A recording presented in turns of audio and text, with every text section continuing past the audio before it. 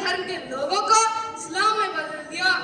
यहाँ के लोग कौन से अरब के मुसलमान हैं? यह भी तो पहले हिंदू ही थे, जिन्हें डरा धमकाकर मार पीट कर इस्लाम में बदल दिया। तुम्हारे पूर्वज भी तो हिंदू थे, उन्हें भी तो मारा पीटा गया होगा। अवश्य जनाब, अवश्य, लेकिन अब हमें इस्लाम की चिंता करनी है, ईमान की नहीं। यदि हम ईमान पर चले तो इस्लाम मिट जाएगा। मुझे इस पूरे हिंदुस्तान को इस्लाम में बदलना है। हुजूर, आपके लिए छोटी सी भेंट।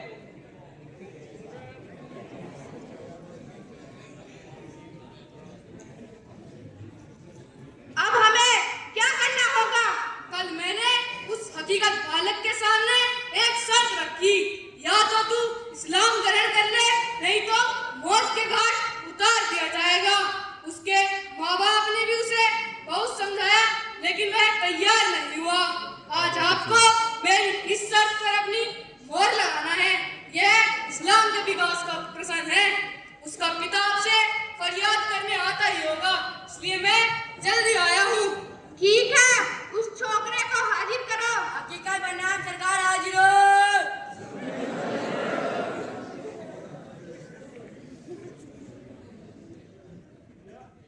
हुजूर, मेरे बालक को बचा लो, मुझ पर रहम करो, यह निर्दोष है। नहीं साहब, इसने हमारे धर्म के खिलाफ बोला है। इस्लाम के खिलाफ बोलने वाले की सजा केवल मौत है, मौत। आप लोग शांत रहिए, मैं इस वाले से कुछ पूछना चाहता हूँ। हकीकत, क्या तुमने गुनाह किया है? हकीकत नहीं साहब, हकीकत राय कहिए।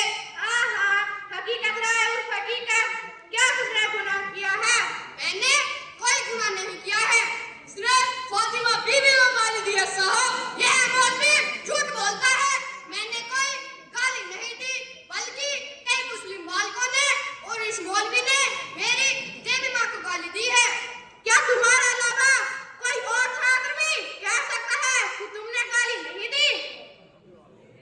हाँ साहब, इसने गाली नहीं दी, ये सब झूठ बोल रहे हैं। खबरदार शरीफ, यदि जुबान गाली तो ले जाओ इस कमबख्त को पकड़कर। देखा आपने, इसी तरह कई छात्र कह सकते हैं, लेकिन इस मौलवी ने उन्हें डरा धमकाकर इस्लाम की कसमें खिला दिया है। तुम्हारे साथ क्या हुआ, सच सच बताओ। अकरम और असलम दोनों मुझे खेलने के लिए मजबूर कर रहे थे। मेरे बार बार मना करने पर उन्होंने मेरी सरस्वती माँ को गाली दे दी। मैंने कहा कि अगर यही गाली मैं तुम्हारी फातिमा बीवी को दूं तो तुम्हें कैसा लगेगा। बस यही मैंने कहा था। बस बस, अब मैं समझ गया हूँ, मौलवी की बात सत्य है, क्योंकि चोर कभी नहीं कहता कि मैं चोर हूँ, तुम गुनहगार हो। तुम्हारे सामने एक ही रास्ता है, या तो तुम इस्लाम कबूल कर लो, नहीं तो मरने के लिए तैयार हो जाओ। इस्लाम मैं कबूल कर लूं, ये तुम उल्टा कह रहे हो। बल्कि तुम इस्लाम छोड़कर उन्हें हिंदू धर्म में आ जाओ, क्योंकि तुम्हारे सभी पूर्वज हिंदू ही थे। उन्हें मार पीट कर मुसलमान बनाया गया। अरब से आने वाले मुट्ठी भर तो मुसलमान थे, उन्होंने ही तुम्हारे पूर्वजों को तलवार के बल पर मुसलमान बनाया। हम लौट आए। अरे भूत, इस्लाम भूतकाल में नहीं भविष्य की चिंता पर चलता है। मुझे इस पूरी दुनिया को इस्लाम में बदलना है। क्यों कर्म करते हो संपर्क, जब बेड़ियां हाथों में होंगी लुट जाएगा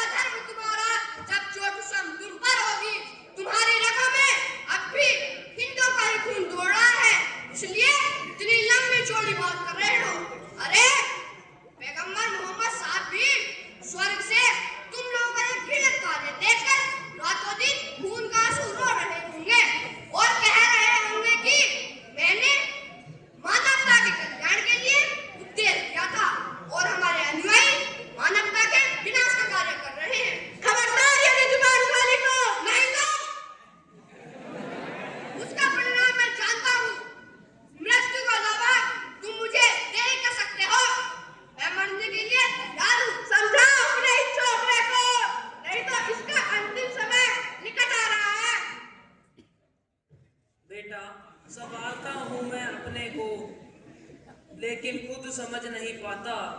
जो समझाता हूँ दिल को मैं, लेकिन खुद समझ नहीं पाता। बुरी हालत है तन की, जुदा मुझसे नहीं होता। मैं रोता हूँ इस हालत पर, फिर भी रो नहीं पाता। बेटा तू मान जा, इस्लाम कबूल कर ले, कम से कम तू जीवित तो रहेगा।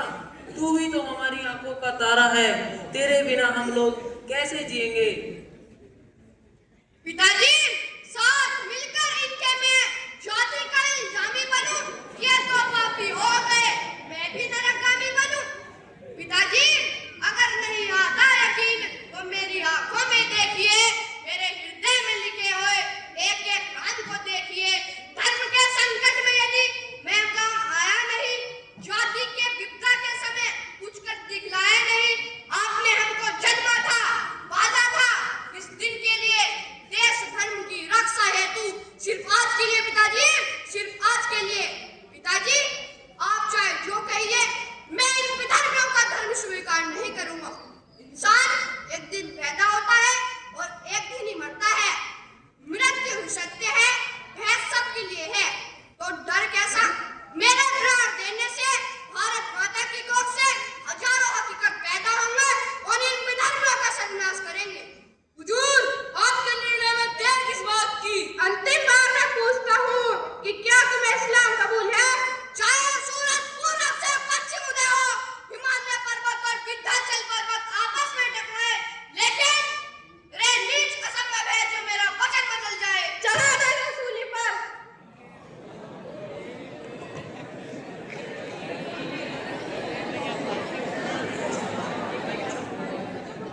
मन कहता है इस धरती पर मेरा हो सतवार जन्म, फांसी का फंदा मैं चूमूं, कहकर वंदे मातरम, कहकर वंदे मातरम। देखा सबने बाल हकीकत खड़ा